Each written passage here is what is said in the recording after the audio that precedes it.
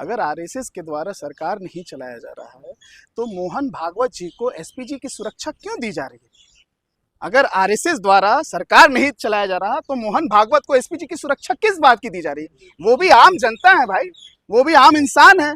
सरकार द्वारा उनको प्रोटोकॉल क्यों दिया जा रहा है? आरएसएस अपना रजिस्ट्रेशन क्यों नहीं करवाना चाहता, आखिर वजह क्या है? देखिए, इसमें मैं नहीं जाना चाहूंगा, इतनी गहराइयों में कांग्रेस तो कह रही है भाई रजिस्ट्रेशन करवाना होगा। देखिए अब देखिए करवाना तो ऑब्वियस सी बात है। आप कोई संस्था चला रहे हैं तो जाहिर सी बात है कि रजिस्ट्रेशन होना, पंजीकरण होना बहुत जरूरी है।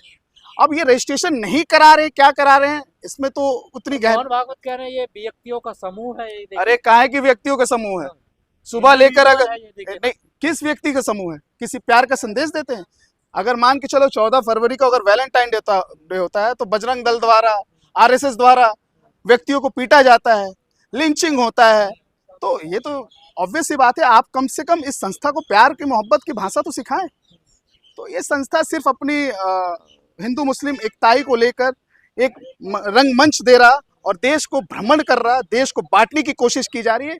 मैं आपके मीडिया के माध्यम से ये बता देना चाहता हूँ, आज हमारे विपक्ष के नेता जननायक राहुल गांधी जी जो 4380 किलोमीटर देश में चलकर मोहब्बत का नारा दिए, वही ये सरकार में बैठी आज देखिए नफरत का नारा देकर, नफरत फैलाने के तहत आज इतना कॉम्प्रोमाइज्ड हो चुके हैं हमारे प्राइम मिनिस्टर कि अब पहले तो अपने देश में ही मुद्दे होते थे, अब लोग वार भी करने लगे। हर मुद्दे में हिंदू मुस्लिम एंगल आ जाता है। ऑब्वियसली खान सर का वहाँ विवाद चल रहा है, उन्हें भी अब फैजल खान का ऑब्वियसली जिस व्यक्ति ने, अब एक बात बताइए, जिस व्यक्ति ने हॉस्पिटल्स खोले, जिस व्यक्ति ने जनता के लिए बहुत सारे काम किए, जिस व्यक्ति के द्वारा कई आईएएस आईपीएस अधिकारी निकले, गरीब बच्चों को शिक्षा दी, कम से कम लाखों बच्चे हैं जो उनके सपोर्ट में हैं।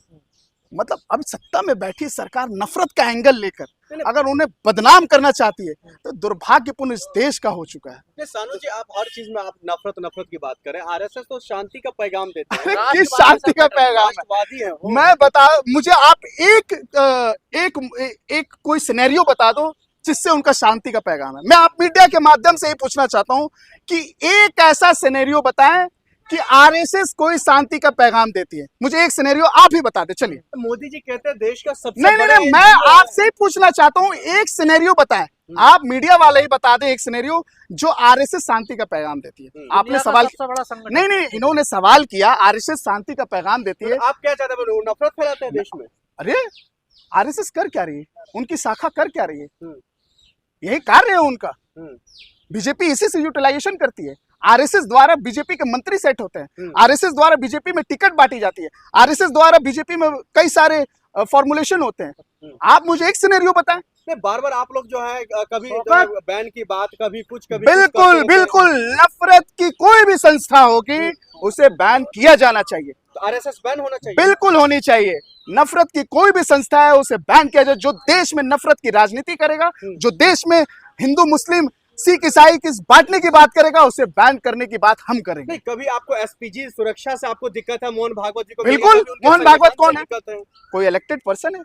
अरे दुनिया का सबसे बड़ा एनजीओ संगठन है। अरे भाई साहब, ये आपकी गलतफहमी है, ये आपकी बहुत बड़ी गलतफहमी। आरएसएस के अध्यक्ष नहीं, अभी आपने एक क्वेश्चन कोट किया कि आरएसएस जो है वो शांति का प्रतीक देता है। अब मुझे आप एक शांति का प्रतीक बताइए। चले, मैं आपसे पूछना चाहता हूँ, सद्भावना।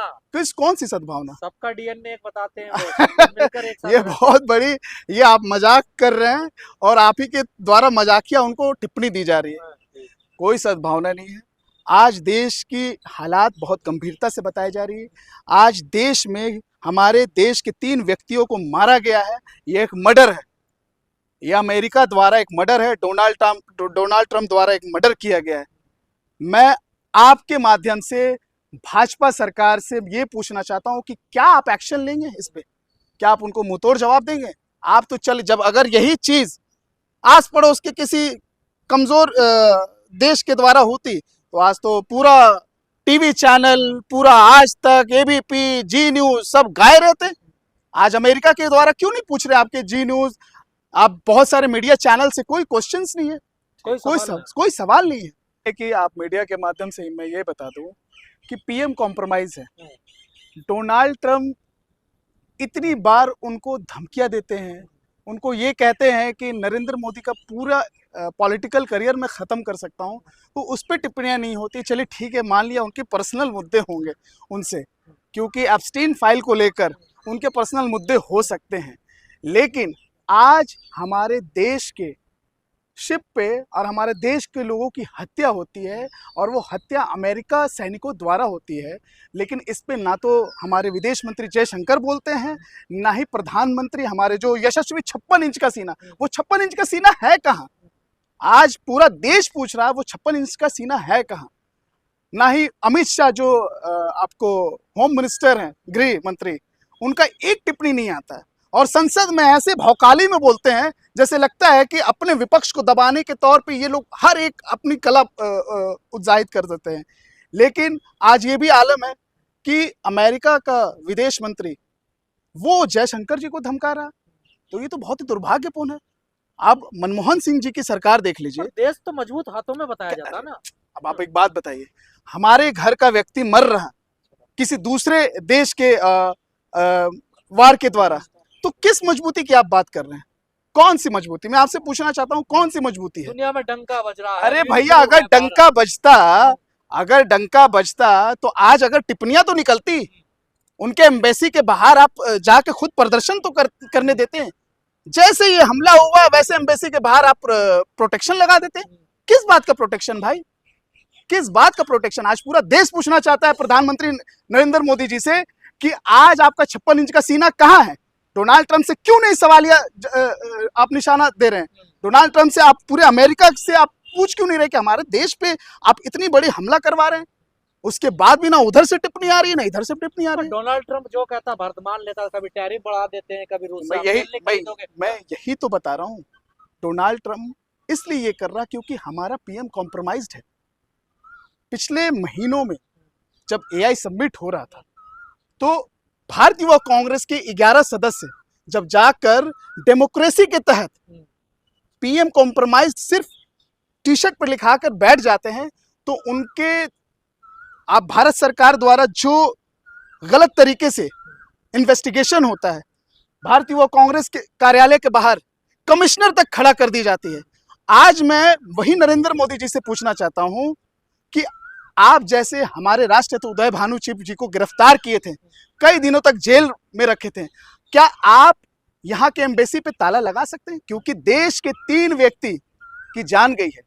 मैं नरेंद्र मोदी जी से ये पूछना चाहता हूँ, चलो आप ताला नहीं लगा सकते तो कम से कम आप मुंहतोड़ जवाब तो दे सकते हैं, लेकिन नहीं है, क्योंकि एब्स्टीन फाइल द्वारा पीएम कॉम्प्रोमाइज्ड है। तो क्या मोदी जी गुमराह कर रहे हैं देश को? बिल्कुल, दुनिया में घूम रहे हैं, युवाओं के साथ गुमराह हो रहा है, किसान के साथ गुमराह किया जा रहा है।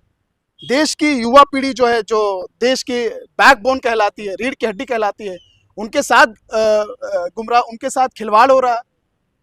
नीट के पेपर लिखे जाते हैं, उनके साथ खिलवाड़ हो रहा है। और आज देश का ये आलम है कि कोई भी टुचपुंजिया आता है, कोई भी आके मार के चले जाते हैं। तो देश का दुर्भाग्यपूर्ण और देश की हालात गंभीर से गंभीरता है। मोदी सरकार या बीजेपी सरकार ठोस नीति पे बात क्यों नहीं करती? सिर्फ हिंदू मुस्लिम इनकी राजनीति ही इसी पे अटकी हुई है। मैं आपको एक कोट करके बताता हूं कि ये वही सरकार है जो दिल्ली में, क्योंकि हम दिल्ली में खड़े हैं, ये वही सरकार है जो दिल्ली में चुनाव से पहले ये वायदा किया था कि जहां झुकी वहां मकान होंगे, और हिंदू मुस्लिम का नारा एंगल देकर आज देखिए जहां झुकी वहां मैदान हो रखा है। तो ये हिंदू मुस्लिम के द्वारा, क्योंकि वही बिल्डोजर ना, ऑब्वियसली जहां झुकी वहां मैदान हो रखा है। देश की जनता के साथ खिलवाड़ हो रहा है, हिंदू मुस्लिम का एंगल दिया जा रहा है। और आज क्या है कि अपने ही युवक जो नेवी में जो काम करने वाले लोग हैं, उनके साथ ये दुर्भाग्यपूर्ण हो रहा है। कांग्रेस